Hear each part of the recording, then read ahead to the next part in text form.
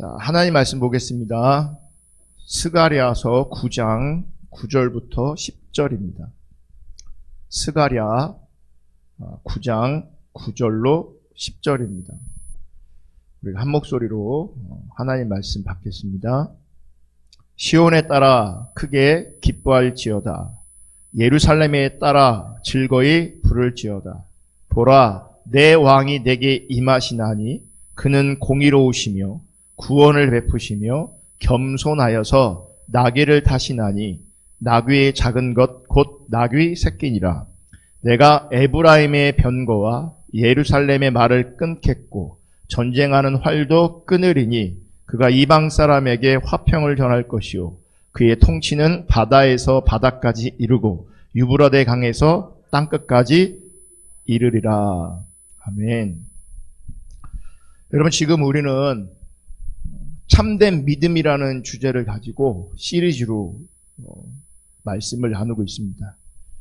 그래서 오늘은 참된 믿음 시리즈 17번째 시간입니다. 사실 이 참된 믿음에 대한 어떤 순서나 주제가 정해진 건 아니고요. 다만 그 참된 믿음에 대해서, 참된 믿음의 관점에서 어떤 주제를 접근하면서 지금 나누고 있습니다. 그래서 앞으로도 하나님께서 어떻게 인도하실지 정해진 건 없기 때문에 주님의 인도하심을 잘 따라야 되겠지만, 어쨌든 그 하나님의 인도하심을 따라 참된 믿음에 대해서 지금 살펴보고 있습니다. 그래서 오늘 설교 제목은 참된 믿음은 우리를 겸손케 한다입니다. 참된 믿음은 우리를 겸손하게 한다. 이 말을 같은 뜻이지만 또 좀 다르게 표현하자면, 겸손은 참된 믿음으로만 가능하다라고 표현할 수 있습니다. 그러니까 참된 믿음은 우리를 겸손케 한다. 겸손은 참된 믿음으로만 가능하다. 제가 이렇게 표현했습니다. 겸손은 참된 믿음으로만 가능하다라고 하는 이 말을 같은 뜻이지만 또 다르게 좀 표현하자면, 참된 믿음은,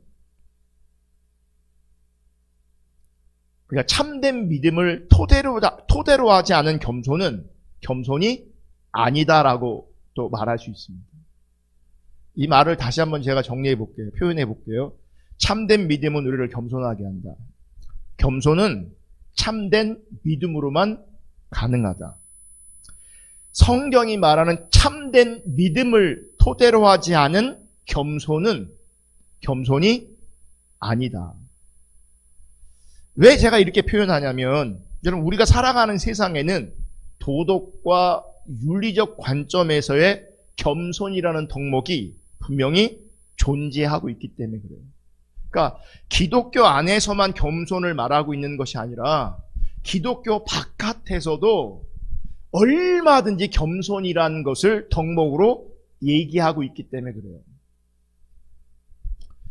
하지만 성경적 겸손과 도덕, 윤리적 겸손은 근본적으로 다른 겁니다. 그러므로 성경이 말하는 참된 겸손이란 사실은 세상의 윤리와 세상의 도덕과는 무관하다는 것을 우리가 알아야 합니다. 또한 참된 겸손은 이 세상의 윤리와 도덕으로 가능하지도 않습니다. 이렇게 말하면 어떤 분들은 좀 마음이 불편할 수 있어요. 그러니까 윤리를 부정하는 것 같고 도덕을 부정하는 것 같고, 제가 마치 도덕 무용론을 주장하는 것처럼 들릴 수도 있습니다. 그런데 여러분, 엄밀하게 따지면 사실 우리의 구원에 있어서 윤리와 도덕의 자리는 없습니다. 무슨 말인지 아세요? 우리의 구원에 있어서 윤리와 도덕은 쓸모도 의미도 없습니다. 왜냐하면 도덕과 윤리는 단 1%라도 구원을 가능하게 하는 어떤 역할 내지는 효능이 전혀 없기 때문에 그래요. 그러니까 1% 아니라 0.0000001%라도 의미가 있거나 역할이 있거나 효능이 있지 않아요. 무엇에 있어서? 우리의 구원에 있어서.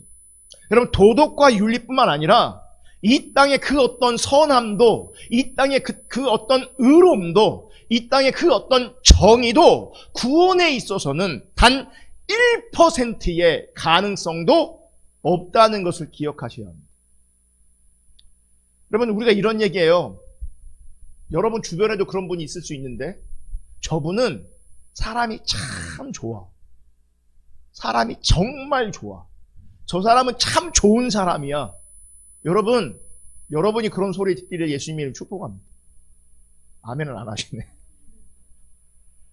주변에 이런 사람이 있을 수 있어요. 사실 이런 사람 보는 것이 드문 일이긴 하지만, 쉽지 않긴 하지만, 이런 얘기하는 것은 우리가 쉽게 이해할 수 있잖아요. 우리 주변에 그런 사람들이 얼마든지 존재할 수 있기 때문에 그래요. 그런데 보세요. 그 사람이 아무리 좋은 사람일지라도 그 좋음이 구원을 가능하게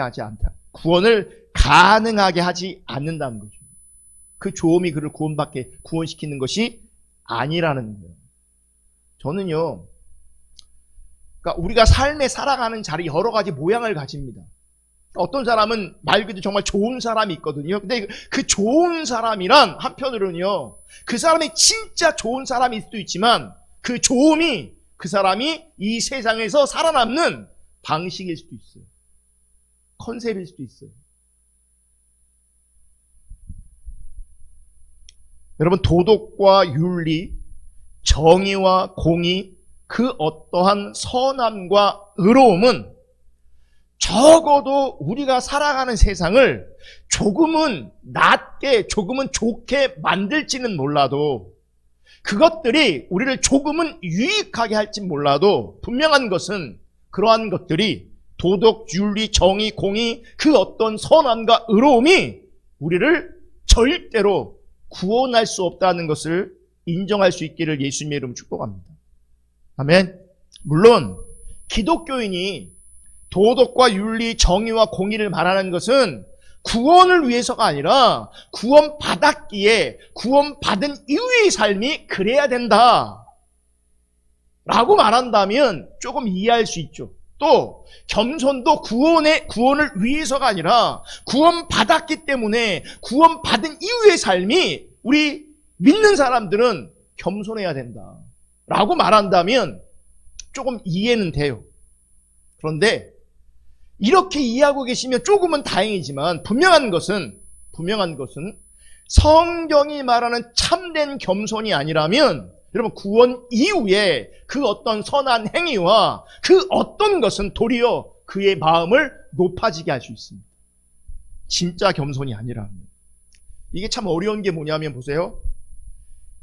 이 의로움, 도덕, 윤리, 도덕, 정의, 이런 것들이 우리의 행위나 어떤 우리의 삶과 관련이 있는 거잖아요. 그죠? 근데 만약 믿는다고 하는 사람들이 이런 행위와 이런 삶이 없으면 뭐가 의심될 수밖에 없냐면 구원이 의심될 수밖에 없어요.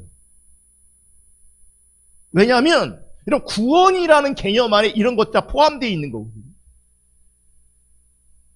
그러니까 이렇게 삶과 행위가 없으면 구원이 의심됩니다. 그런데 보세요. 반대로 이런 삶이 있을지라도, 이런 행위가 있을지라도 성경이 말하는 참된 겸손이 아니라면 그 도덕이 아름다운 거잖아요. 그 윤리가 가치 있는 거잖아요. 정의와 공의와 선함이 가치 있는 거잖아요. 근데 그런 것들이 도리어 우리의 마음을 높아지게 한다고요. 그러니까 없어도 문제이지만 있어도 문제가 된다고요. 여러분, 제가 성경이 말하는 참된 겸손은 참된 믿음으로만 가능하다, 이렇게 말씀을 드렸어요. 이렇게 말씀드린 이유는 신자에게는 도덕의 윤리가 정의와 공의와 선함과 의로움이 필요 없다는 의미가 아니라 오히려 도덕과는, 윤리와는, 이 땅의 어떤 도덕과 윤리와는 수준이 다른 세계에 존재한다는 것을 말씀드리기 위해서 그렇게 말하는 거예요. 그러니까 모양은 비슷할지 몰라도요, 성격 자체가 완전히 다른 개념인 겁니다. 다른 세계라고. 완전히. 도덕과 윤리가 질서로 존재하는 세계가 아니라 믿음이, 성경이 말하는 그 참된 믿음이 질서로 존재하는 세계의 백성으로 우리가 살아가야 된다는 거죠. 그게 신자라는 겁니다. 아멘. 그러니까 세상이 만들어 놓았던 잣대가 기준이 되는 게 아니라, 도덕과 윤리가 질서로 존재하는 게 아니라, 하나님께서 성경이 말하는 그 참된 믿음이 질서로 존재하는 거예요. 믿음의 질서. 그 믿음의 질서로 말미암아 존재하는 세계에 우리가 백성으로, 신자로 존재하는 것을 말하는 겁니다.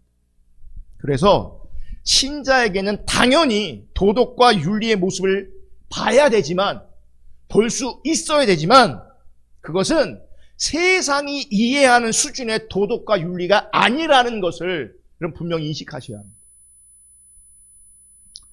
여러분, 제가 볼 때 많은 사람들이 도덕, 윤리, 정의 이런 부분에 환상을 갖고 있어요. 세상이 도덕적이 되고 세상이 윤리적이 되면 살기 좋은 사회가 될 것이고 살기 좋은 세상이 될 것이다. 그렇게 믿는 겁니다. 그래서 윤리와 도덕의 관점에서 운동도 하고 강연도 하고 축구도 하고 그러는 거죠.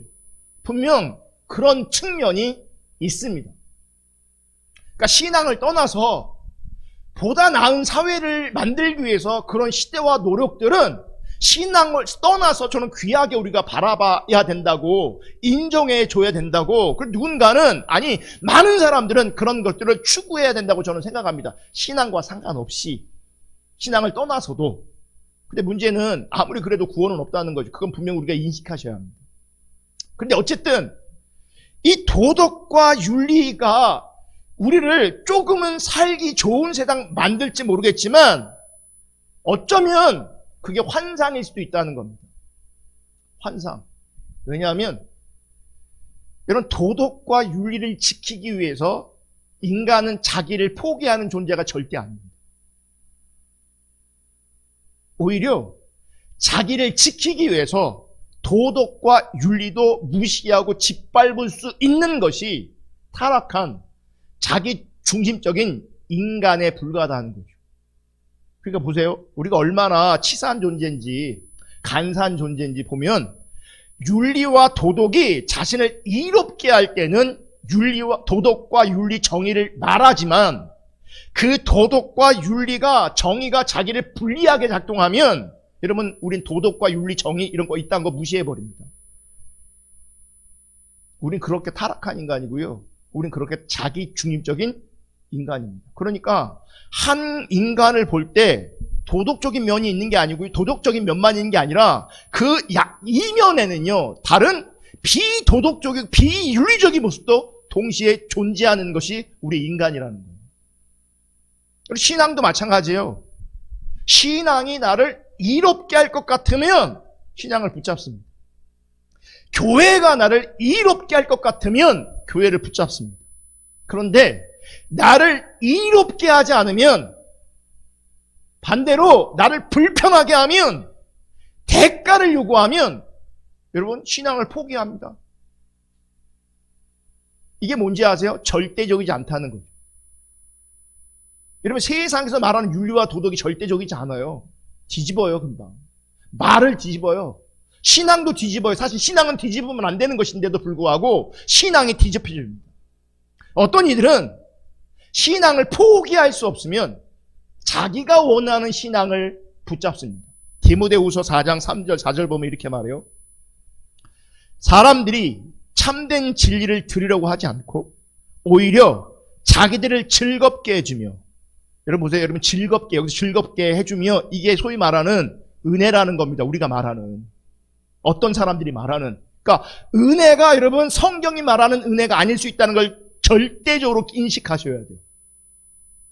사람들이 참된 진리는 들으려고 하지 않고 오히려 자기들을 즐겁게 해주며 마음에 드는 말만 하는 선생들을 찾으려는 때가 올 것입니다. 그러니까 신앙이 이로울 때는 붙잡을 것 같은데 신앙이 나를 이롭게 하지 않으면 어떻게 한다고요? 포기하잖아요. 근데 어떤 사람은 그 신앙마저 포기할 수 없다면 어떻게 하는지 아세요? 신앙을 변질시키는 거예요. 내가 원하는 신앙을 만들어가고 내가 원하는 신앙을 추구하는 거예요. 내가 원하는 신앙이 뭡니까? 나를 즐겁게 하는 거예요. 그래서 내 마음에 드는 선생을 찾는 거죠. 수배하는 거죠. 어떤 교회가 내 마음에 들까? 어떤 설교자가 내 마음에 들까?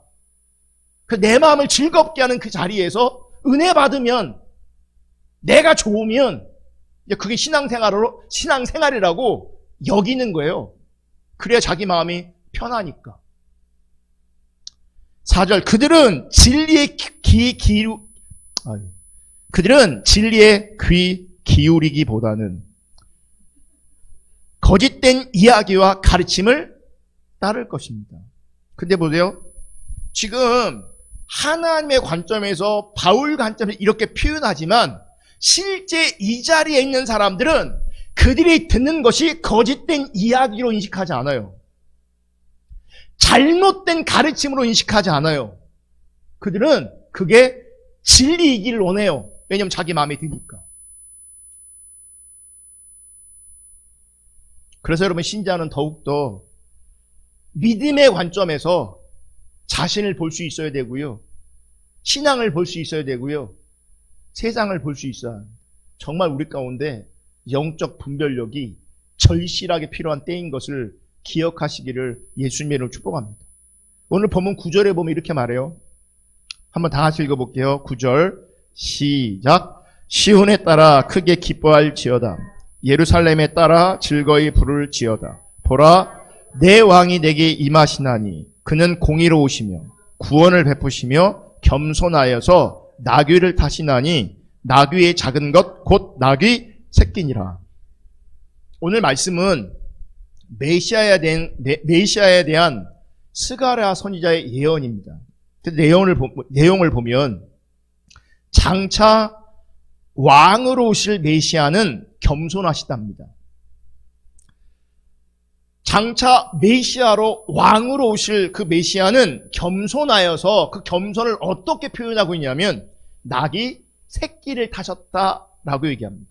그러니까 나귀를 탄 것도 아니고 뭘 탔다고요? 나귀 새끼를 탔대요. 자, 이것을 문자 그대로 해석하여 역으로 생각해 보면 왕이라 할지라도 나귀 새끼를 타지 않고 말을 탔다면 교만하다라는 뜻이 될 수 있어요. 여러분 보세요. 왕은 상식적으로 말을 탑니까?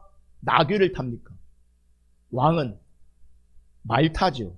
그러니까 왕은 상식적으로 나귀를 타는 것이 아니라 말을 탑니다. 또 왕이 아닐지라도 돈과 힘 있는 사람이라면 나귀를 탈까요? 말을 탈까요? 당연히 말 타겠죠. 자, 그런데 메시아가 왕으로 오셨음에도 불구하고 왕의 권위에 합당한 말을 안 타고 나귀 새끼를 타는 것을 이렇게 보는 거예요. 그분은 왕의 권위를 버리셨다. 스스로를 낮추셨다. 그래서 겸손하다. 우리는 이렇게 이해하는 건데요. 이렇게 이해하면 세상의 겸손을 이해하는 방식과 똑같은 거예요. 그건 세상의 방식으로 겸손을 이해하는 거예요. 이게 세상의 도덕과 윤리의 관점으로 이해한 겸손이 되는 겁니다. 성경이 말하는 겸손의 내용이 아닙니다. 왠지 아세요? 보세요. 지금 성경은 왕이 겸손해서 나귀 새끼를 탔다 그러는데 보세요. 반대로 그럼 메시아가 왕이 나귀를 타지 않고 만약 말을 탔다라고 하면 그럼 교만한 겁니까? 그럼 교만해지는 거냐고요. 여러분 왕이 상식적으로 말을 탔을 때 그건 상식적인 일이에요. 그래서 왕이 말을 탔다고 해서 권위적이다, 비도덕적이다, 교만하다 이렇게 말하지 않아요. 그래 안 그래요? 그래 안 그래요? 그렇잖아요. 그러니까 나귀 새끼를 타면 겸손이라고 하면서도 말을 탔으면 그럼 교만이냐? 그게 성립되지 않는다는 거예요. 이게 도덕과 윤리의 한계예요. 제가 예전에 부교육자 생활할 때 당시 우리 담임 목사님의 차를 가지고 제가 몇 마디 했어요. 어떻게 했냐면 꽤 큰 교회였거든요. 그러니까 당연히 우리 목사님, 담임 목사님이 그랜저를 타셔도 누가 뭐라 할 사람 한 사람도 없어요. 그러니까 그 교회 규모에 비하면 그분이 그 당시 최고차가 그랜저였거든요. 그랜저를 타도 아무도 뭐라 할 수가 없었어요. 근데 그분은 그랜저를 타지 않고요. 그 당시에 그랜저 아래에 있는 차가 뭐였냐면 마르샤라는 차였어요. 소나타, 그 당시 소나타랑 좀 비슷한 차였어요. 그래서 제가 그랜저를 탈 수도 있는데 그랜저를 안 타시는 우리 담임 목사님 참 검소하시다. 참 겸손하시다. 라고 얘기했어요. 그랬더니 제 얘기를 듣고 계셨던 함께 사역했던 선배 전사님이 저를 모른다는 듯이 저를 쳐다보시면서 이렇게 말씀하셨어요. 강전사, 담임 목사님 타시는 차가 마르샤 맞긴 맞는데 우리 목사님 타는 차는 최고 옵션이야. 이게 무슨 말인지 알아? 마르샤의 최고 옵션이라면, 그러니까 그랜저에 다른 옵션 없는 차들 있잖아요. 웬만한 그랜저보다 최고 옵션인 마르샤가 훨씬 더 비싼 거야. 라고 말하는 거예요. 저는 갑자기 이제 세상 물정 모르게 되었어요. 마르샤 타는 것 때문에 난 겸손하다, 검소하다라고 했는데 사실 그게 아닐 수도 있었어요. 그러니까 여러분, 눈에 보이는 어떠함이 겸손을 드러내는 것도 아니고요, 교만을 드러내는 것이 아닐 수도 있다는 걸 기억하셔야 돼요. 근래에 제가 들었는데 어떤 목사님은요, 평일날 집에 있을 때나 뭐 자기 개인적인 일을 볼 때는 굉장히 좋은 옷, 비싼 옷, 화려한 옷 이런 거 입는데요. 그런데 교회 갈 때만 후진 옷 입는데요. 교회 갈 때만. 이게 뭡니까? 컨셉인 거예요. 그러면 후진 옷 입고 있으면 겸손인 겁니까? 이게 검소한 겁니까? 겸손인 겁니까? 그래서 여러분, 성경은 도덕적 시각으로 우리 눈으로 보여지는 어떤 것으로 이해하고 해석하면 안 된다는 겁니다. 여러분, 만약 예수님이 우리가 이해하는 그 겸손을 보여주기 위해서 나귀 새끼를 타신 것이라면, 겸손을 보여주시기 위한 것이 목적이라면 차라리 아무것도 안 타고 걸어가는 게 더 겸손하게 보일 겁니다.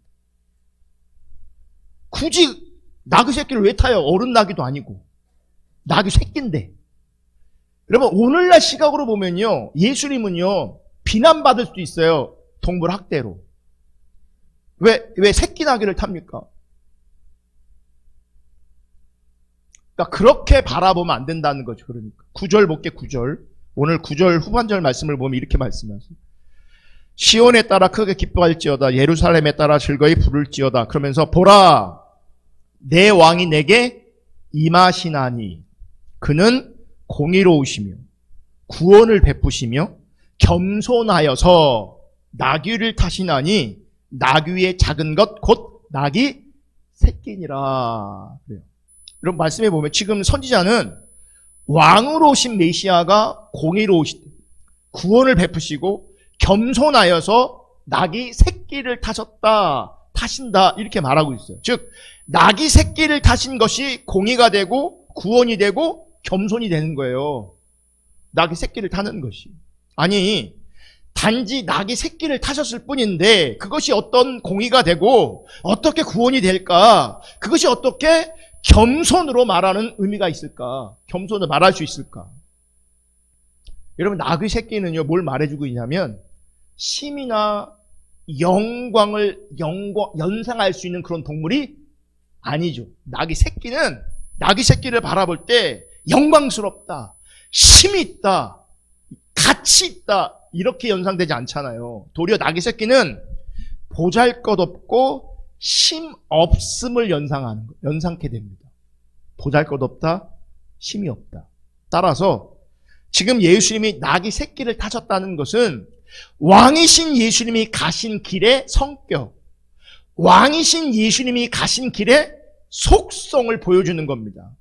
그러니까 왕이신 예수님이 가신 길의 속성과 성격은 세상이 추구하는 힘이나 세상이 추구하는 영광과는 무관함을 보여주시는 거예요.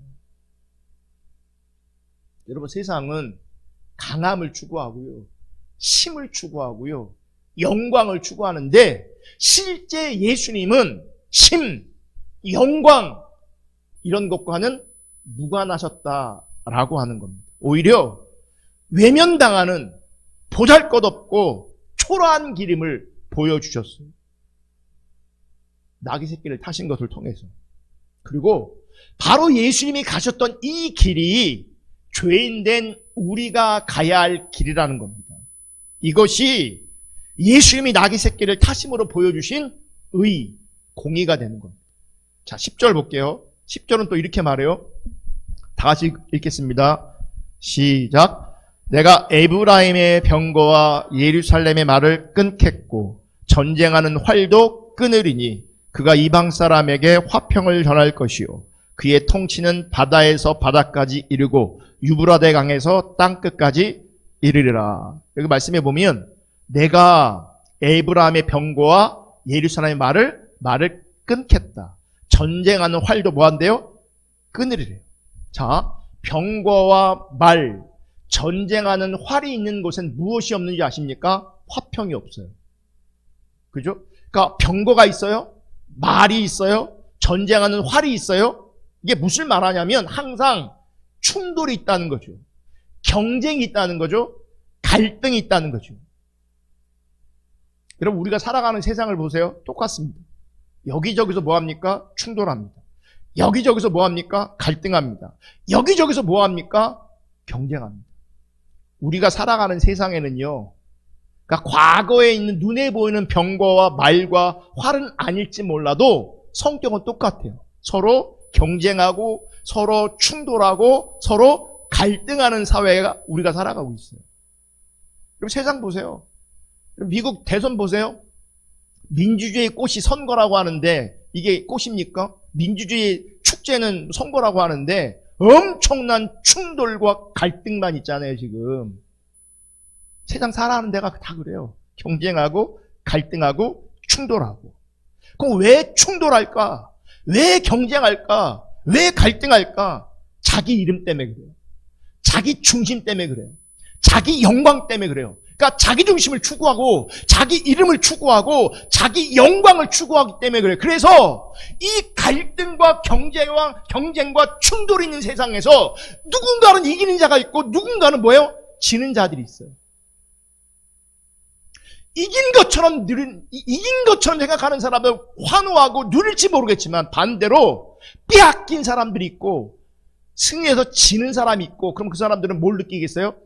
불행을 느끼겠죠.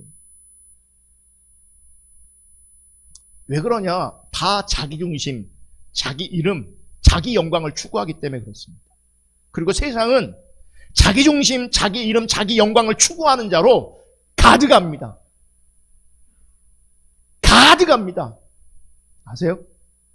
그럼 영화 보면 요즘에 좀비 영화 많이 나오잖아요. 보셨습니까? 좀비 영화 보면 그 좀비들이 막 떼거지로 확 몰려오잖아요. 안 보셨구나. 지금 이 세상에는요, 자기 중심, 자기 이름, 자기 영광을 추구하는 자로 넘치고 넘쳐나고 있습니다. 그러면 이러한 세상에 예수님이 나귀 새끼를 타시고 예루살렘으로 가시는 것은 병거와 활과 전쟁하는 상황을 끊으시는 길로 가셨다라고 분명히 말씀하고 있는 거예요. 충돌하고 경쟁하고 갈등하는 이런 상황을 예수님께서 나귀 새끼를 타고 가시면서 뭐 하셨다고요? 끊으셨다는 거예요. 그러므로 여러분, 예수를 믿는다는 것은 무엇이냐면 세상처럼 자기 중립적인 자리에서 나의 힘과 영광을 얻기 위한 것이 아니라는 걸 기억하셔야 돼요.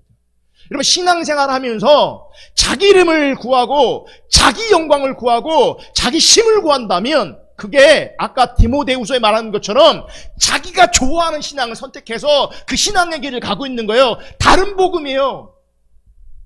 다른 신앙이에요. 성경이 말하는 예수를 믿는다는 것은 세상처럼 자기 중립적인 자리에서 나의 힘과 영광을 얻기 위한 길이 아니라 오히려 그 모든 것을 내려놓게 되는 길로 가는 것이 신앙의 길, 예수를 믿는 거라는 거죠. 아멘. 그래서 그렇게 내 것을 내려놓고 주님을 따라가다 보면 그 믿음의 세계에서는 겸손으로 말미암은 화평이 이루어진다는 거예요. 겸손의 왕이신, 겸손하신 그 예수님 나귀 새끼를 감으로 말미암아 뭘 끊어낸다고요? 경쟁과 충돌과 갈등을 끊어낸다고요. 그러니까 겸손으로 말미암아 무엇이 가능한 겁니까? 화평이 가능한 겁니다. 화평이. 그러면 우리 이렇게 하나만 반응하셔야 돼요. 나 자신을 심판받을 존재로 여기셔야 합니다. 그리고 예수님이 흘리신 피의 은혜와 사랑이 충만과 만족이 되는 세계를 소망하는 사람들이 함께하는 것. 이게 믿음의 세상이기 때문에 여기에 뭐가 있어요? 화평이 있게 되어지는 거예요. 보세요. 우리가 죄인이에요. 우리가 심판받아 마땅한 존재예요. 아멘. 그런 우리에게 예수님의 은혜와 사랑이 임했단 말이에요. 그리고 그 은혜와 사랑이 우리에게 충만이 되고 그 예수님의 은혜와 사랑이 우리 가운데 만족이 되는 세계를 우리가 소망해야 된다고요. 그 하나님 나라에 우리가 함께 할 때 그 믿음의 세계에서는 뭐가 가능하냐면 화평, 평화가 가능한 거예요. 여러분, 하나님 나라에 화평과 평화가 가능한 거예요. 하나님 나라가 아닌 곳에는 늘 충돌하고 갈등하고 경쟁하게 돼 있어요. 따라서 예수님이 다스리시는 세계의 질서, 예수님이 다스리시는 하나님 나라의 질서는 겸손으로 말미암은 화평. 이 겸손으로 말미암은 이 화평이 교회의 질서로 나타나야 되는 겁니다. 아멘. 오늘 본문에 화평이란 말이 나오는데 예수님께서 왕으로 오셔서 경쟁과 충돌과 갈등을 끊으신다고 말씀하시면서 이방인들에게 화평을 전할 것이라고 말씀하셨어요. 이 화평이 시브리 말로 뭔지 아세요? 샬롬이에요. 샬롬. 이 샬롬의 그냥 단어의 일반적인 뜻은 평화, 복지, 번영, 행복, 건강, 완전, 안전 이런 뜻이 있어요. 그래서 여러분 이스라엘 백성들이 가나안 땅에 들어가기 전에 이스라엘 백성들 가운데 하나님 말씀하신 것들을 보면 그들이 하나님과 바른 관계 가운데 하나님 명령을 온전히 순종하면요 그 가나안 땅에 무엇이 많은 줄 아십니까? 하나님의 통치 아래서 샬롬이 있어요. 그 샬롬 안에 무엇도 있는 줄 아십니까? 번영도 있어요. 번영도 있다고. 그 샬롬을 자기 중립적인 타락한 인간이 무너뜨리고 파괴한 겁니다. 사실 하나님의 샬롬은요, 우리 모두가 누려야 되는 거거든요. 근데 이 타락한 인간, 누군가가 자기 영광을 추구하고, 누군가가 자기 이름을 추구하고, 누군가의 자기 중립성 때문에 한쪽에 그 번영이 쏠려 있는 거예요. 우리 모두가 누려야 되는데. 그러니까 이 쏠린 이 구조에서 어떤 사람들은 막 배불러서 어찌할 줄 모르는 사람이 있을지 몰라요. 그러니까 그는 편안하겠죠. 그는 못하는 게 없겠죠. 근데 그분은요, 하나님 보실 때 엄청난 죄 가운데 있는 거예요. 제가 이번 주에 어떤 신문을 봤는데요. 우리나라에서 1등 부동산 부자가 있대요. 그러니까 강남에 빌딩을 몇 개나 갖고 있대요. 그분의 한 달 임대 수입이 얼마인 줄 아십니까? 19억이래요. 한 달. 그분은 이 땅에서 왕처럼 살 겁니다. 근데 그분 반드시 회개하지 않으면, 돌이키지 않으면 그분은 영생토록 지옥에 살 겁니다. 여러분, 샬롬이 임하면, 하나님의 통치가 임하면 우리 모두가 뭐예요? 안전하고 평화하고 행복하고 건강하고 완전해야 돼요. 할렐루야. 우리가 하나님 나라의 관점에서 그런 나라를 추구하는 겁니다. 하나님 나라가 무너진, 하나님 나라의 가치가 무너진 이 세상에서 이런 하나님 나라의 가치, 이 샬롬의 가치를 심어야 되는 거예요. 어떤 사람들은 샬롬 하면 단순히 전쟁이 없는 상태를 이해합니다. 그러니까 평화, 전쟁이 없이 그냥 아무 일 없는 평화, 그리고 마음의 평화. 좀 전에 예수 없는 그 부자는요, 마음이 편할지 몰라요. 그게 샬롬 아닙니다. 성경이 말하는 샬롬 아닙니다. 샬롬은 그냥 안전하고 평화스러운 혹은 전쟁이 없는 그런 상태만을 의미하는 게 아닙니다. 그 이상의 의미를 가지고 있습니다. 여러분, 샬롬은요, 이런 의미도 있어요. 완전하다, 조화, 완성의 의미를 가지고 있어요. 무슨 말이냐면 샬롬은 하나님의 다스림과 하나님의 통치 안에서 하나님 나라의 질서를 회복하는 것을 말합니다. 아멘. 오늘 본문에서도 메시아가 낙이 타고 오셔서 그 충돌과 갈등과 경쟁을 끊어내시면서 화평을 전하시고 뭐 하세요? 다스리신다잖아요. 그러니까 샬롬은 뭐냐면 하나님의 다스림과 통치 안에서 하나님 나라의 질서를 회복하는 겁니다. 하나님 나라의 질서를 통해서 무엇이 추구되어지냐면 조화로움이 추구되어지는 겁니다. 조화. 그게 샬롬이고요. 그게 오늘 한국말 성경에는 화평이라고 번역되고 있는 겁니다. 그러므로 하나님의 샬롬이 실제인 사람들은 하나님의 질서를 통해 하나님의 다스림 안에서 하나님의 질서를 통한 조화를 추구하는 사람이에요. 조화. 그러므로 여러분, 질서와 조화는 철저하게 자기 중심성이 내려지고 하나님 중심이어야 되는 겁니다. 경쟁과 충돌과 갈등이 아니라 함께 질서와 조화를 이루어가는 것이 하나님 나라를 추구하는 겁니다. 아멘. 근데 보세요. 이 샬롬이, 이 질서와 이 조화가 무엇으로 가능하냐면 겸손으로 가능한 겁니다. 성경이 말하는 참된 겸손으로. 잘 들으세요. 질서 바깥에 있는 사람이 있습니다. 조화 바깥에 있는 사람이 있습니다. 더 나아가 질서와 조화를 파괴하는 사람이 있습니다. 샬롬이 없는 거죠. 그리고 겸손하지 않은 거죠. 다시 말하면 교만한 겁니다. 하나님의 다스림 안에, 하나님의 질서 안에 조화를 추구해야 합니다. 그게 평화입니다. 아멘. 아멘. 질서 바깥에 있으면 교만한 겁니다. 조화 바깥에 있으면 교만한 겁니다. 질서와 조화를 파괴하면 교만한 겁니다. 마태복음 11장 28절 30절 보면 이렇게 말씀합니다. 수고하고 무거운 짐진 자들아 다 내게로 오라. 내가 너희를 쉬게 하리라. 29절, 이게 중요합니다. 나는 마음이 온유하고 겸손하니 나의 멍에를 베고 내게 배우라. 그리하면 너희 마음이 뭘 얻어요? 쉼을 얻으리라. 쉼이 뭡니까? 이게 화평, 샬롬입니다. 나는 마음이 온유하고 겸손하다. 그 온유와 겸손을 너희가 뭐 하라고요? 배워라. 그 다음에 뭐가 와요? 쉼이 있어요. 쉼이. 이는 내 멍에는 쉽고 내 짐은 가벼움이라 하시니라. 말씀에 보면 예수님은 나는 마음이 온유하고 겸손하다 라고 말씀하십니다. 여러분, 예수님은 우리가 잘 아는 것처럼 자기 목숨을 많은 사람의 대속물로 주기 위해서 이 땅에 오신 겁니다. 다시 말하면 죽으러 오신 거잖아요. 아멘. 아멘. 대속물로 오셨다 예수님이. 여러분, 우리 입장에서는 이거 너무너무 감사한 일이에요. 내 대신 죽으셨다니까. 그래 안 그래요? 그렇잖아요. 그런데 보세요. 예수님 입장에서는 자기 목숨을 대속물로 내어줄 그 많은 사람이 여러분 누구겠습니까?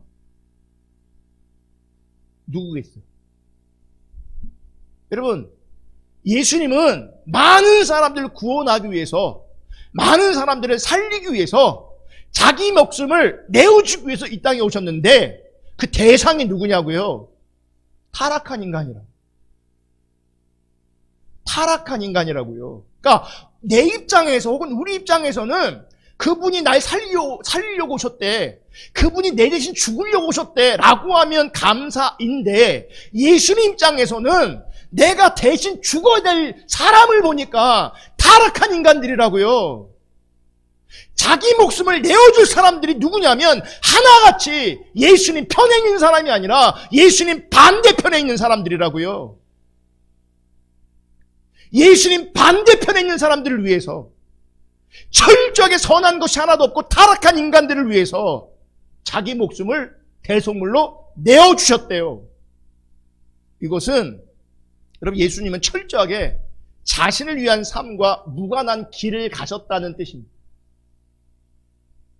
예수님이 이런 표현하잖아요.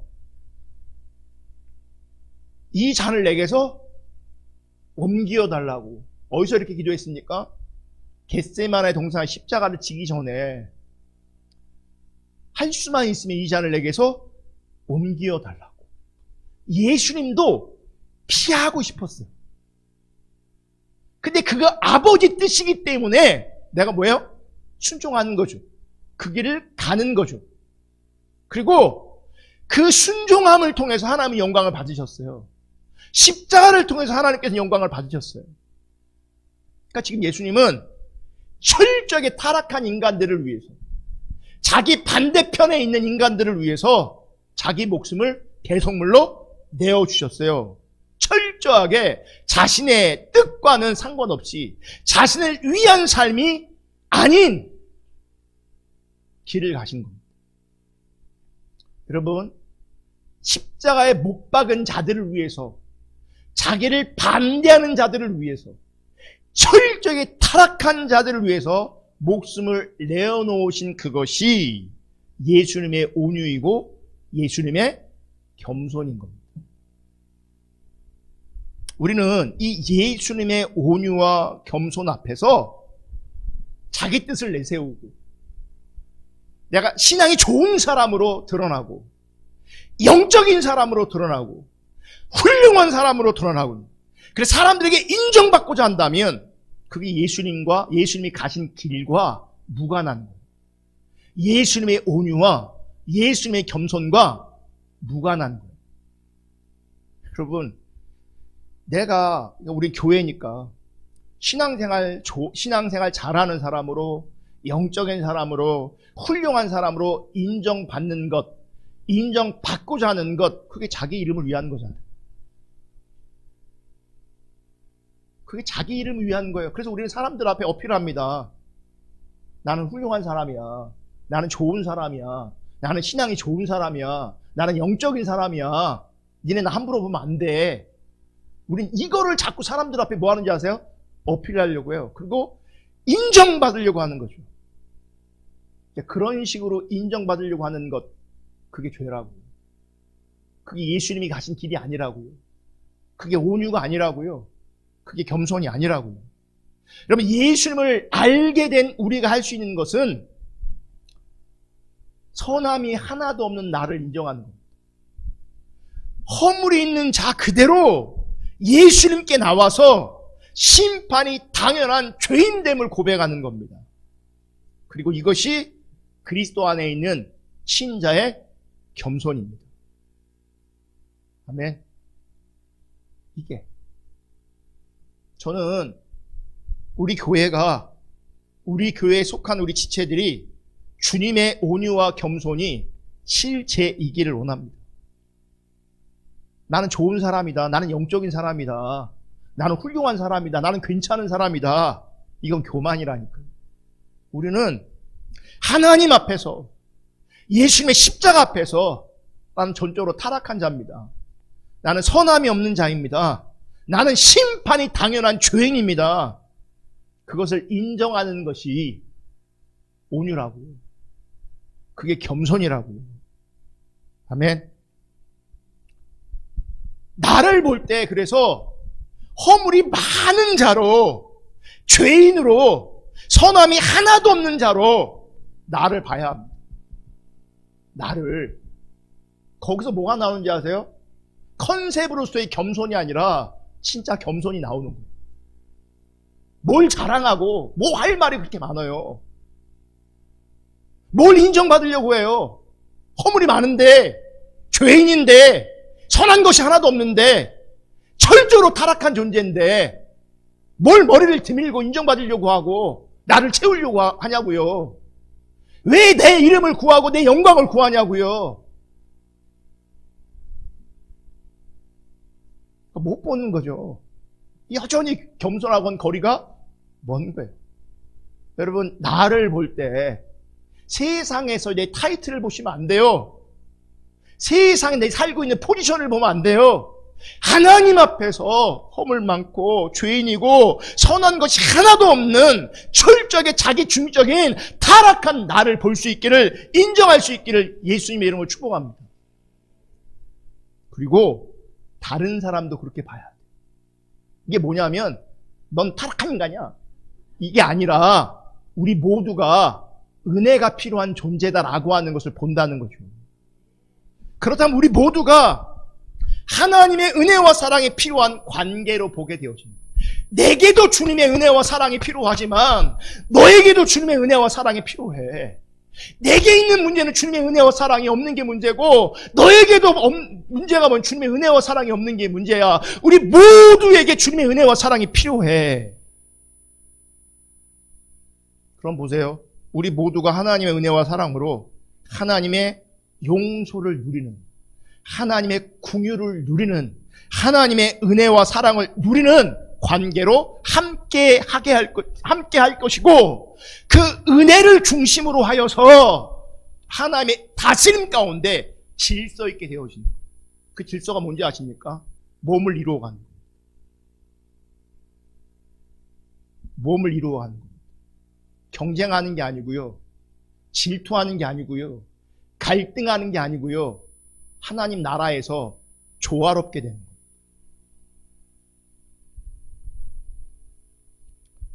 그래서 여러분, 저와 여러분에게 겸손을 가능하게 하는 것은 십자가밖에 없습니다. 십자가의 구원 안에서 나를 봐야 합니다. 그러면 우리는 겸손되어지는 거예요. 도덕적, 윤리적 관점에서의 겸손이 아니라 십자가의 구원 안에서 자기를 볼 때에 겸손되어지는 거죠. 신앙 좋고 영적이고 주님 잘 따라가는 훌륭한 나는 존재하지 않습니다. 죄로 말미암아 심판받을 내가 은혜로 구원받은 하나님의 은혜가 드러날 뿐입니다. 그 은혜로 존재하는 것이 보여지는 겁니다. 그래서 은혜가 드러나야 되는 겁니다. 그게 겸손입니다. 관계성 안에서 내가 영적인 거야, 내가 얼마나 주님을 잘 따라갔는데, 내가 주님 앞에 얼마나 헌신했는데, 이건 교만한 겁니다. 내가 이런 영적인 경험이 있는데, 체험이 있는데, 그건 교만한 겁니다. 그럼 영적인 체험이 있으면 죄인이 의인 되는 겁니까? 성경 보세요. 절대 그런 일 없습니다. 이스라엘 백성들 보세요. 엄청난 기적과 이사를 체험해도 그들은 자기 중적인 자리에서 늘 원망하다가 안식에 들어가지 못했습니다. 그들은 기적 속에 살았지만 하나님의 은혜를 너무나 쉽게 잃어버렸습니다. 교만해서 그런 거예요. 십자의 구원 안에서 자기를 바라보지 못해서 그런 겁니다.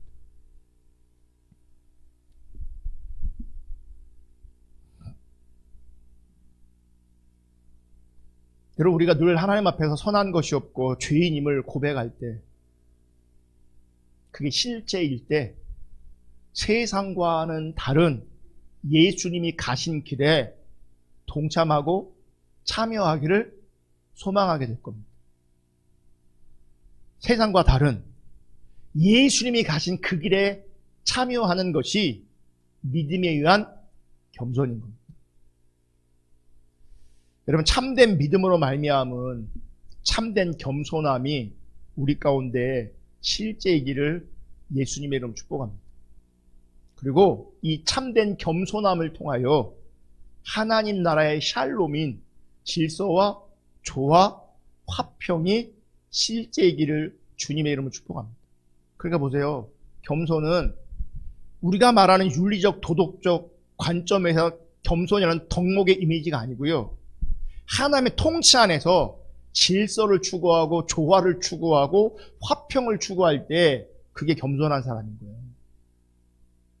이 질서 바깥에 조화 바깥에 있으면 그건 도덕적, 윤리적 관점에서 좋은 사람이라는 평가가 있을지 몰라도 하나님 앞에선 교만한 사람. 베드로전서 5장 5절 보겠습니다. 베드로전서 5장 5절 잘 보세요. 이게 고스란히 여기 담겨 있어요. 젊은 자들아 이와 같이 장로들에게 순종하고, 이게 뭔지 아십니까? 질서입니다.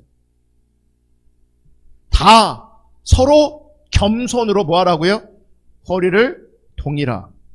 하나님은 교만한 자를 대적하시되 겸손한 자들에게 무엇을 부으세요? 은혜를 부으세요. 그럼 이 은혜가 부어지면 이 겸손한 자는 무엇을 추구하겠습니까? 질서, 조화, 화평을 추구하는 겁니다. 하나님의 통치 아래서, 하나님의 다스림 안에서. 여러분, 성경 분명히 말합니다. 겸손한 자에게 은혜가 주어집니다. 그리고 교만한 자를 대적하십니다. 그래서 여러분, 교만한 자가 말하는 은혜가 있다면 그건 성경이 말하는 은혜가 아닙니다. 본인은 이런저런 은혜라고 하는 것들을 끄집어낼 수 있어요. 은혜 받았다, 감동 받았다, 하나님 인도하심이 있었다, 끄집어낼 수 있어요. 근데 보세요. 질서를 무시하고 조화를 무시하는데 은혜를 얘기해요? 그건 은혜는 가짜입니다. 아까 말한 말세에는 어떤 사람이 있다고요? 진리를 듣기를 거부한다고, 싫어한다고. 자기 귀에 좋은 것, 자기 마음에 좋은 것을 추구한다고. 더 나아가서 그래 어떡합니까? 자기 마음에 드는 사역자를 세워놔요. 그 얘기를 듣고 은혜 받고 개인적으로 만족하고 흡족해요. 그런 자리에서 은혜를 받아요? 그 은혜는 가짜예요. 여러분, 그 은혜는 가짜예요. 진짜 은혜는 나를 겸손케 해요. 진짜 은혜는 겸손케 하고, 그 겸손은 우리로 하여금 조화를 추구하게 해요. 질서를 추구하게 해요. 그게 평화로 나타나는 거예요. 그게 화평으로 나타나는 거예요.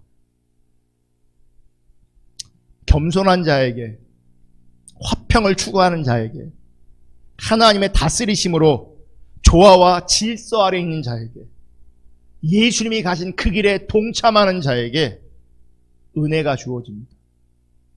그 은혜가 우리 모두 가운데 실제이기를 예수님의 이름으로 축복합니다. 우리 마지막 찬양 한번 부르시고